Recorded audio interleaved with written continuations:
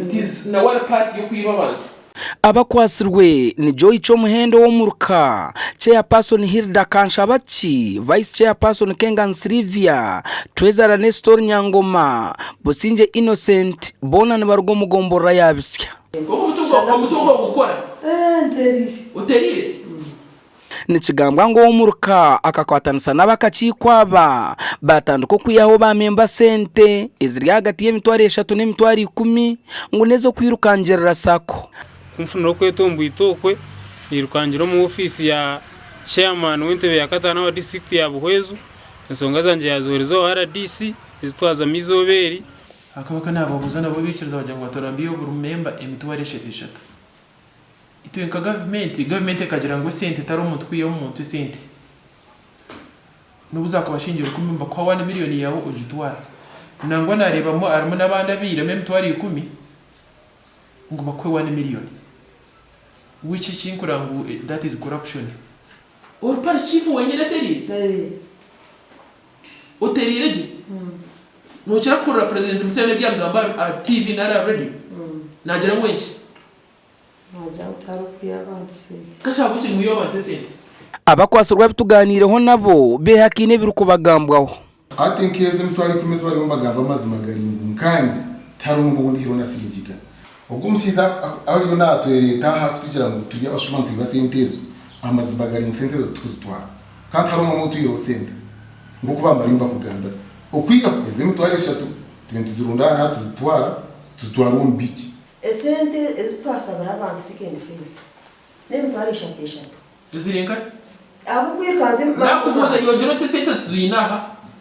turebe cyumura bakore mugaruza abantu sente zabo sente tukazipozesa zirinka abo kuya tukatuya mu transport yako tasubmittinga photocopyinga kutayiba kandi none zinde zizumwide eza third phase zirinka eza third phase ezo twakazikozo zicyo mbene ziriya nazo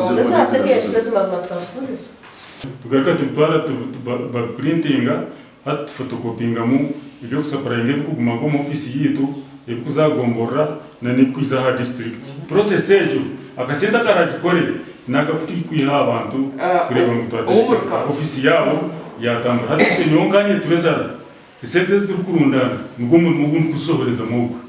omuganda mukuru wa district ya Kazo abinjira barukwebasa project ya parish development model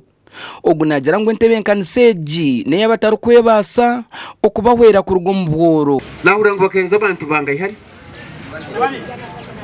umurigana 3 na 2 ezabiri ziriyaba izabantu yigana miliyoni yigana kandi ubu nimbatera ndimbagambira tubakwenda kura basi twanyagura bahereza 30 bahereza 20 bahereza basi twanyagura kare mbene ecyo kikahingura kongate hati nyenda kubagambira ngo sente za PDM orukwenda kuzandaho niza kumugendana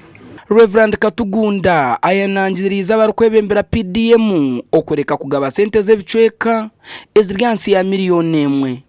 hato rukwibe sente abo barukushaba 15 bakushaba umutwaro on PDM kwa kuvugane mbuzo mwaboze nagireka takugiba takugitwara mbushini mbetsirize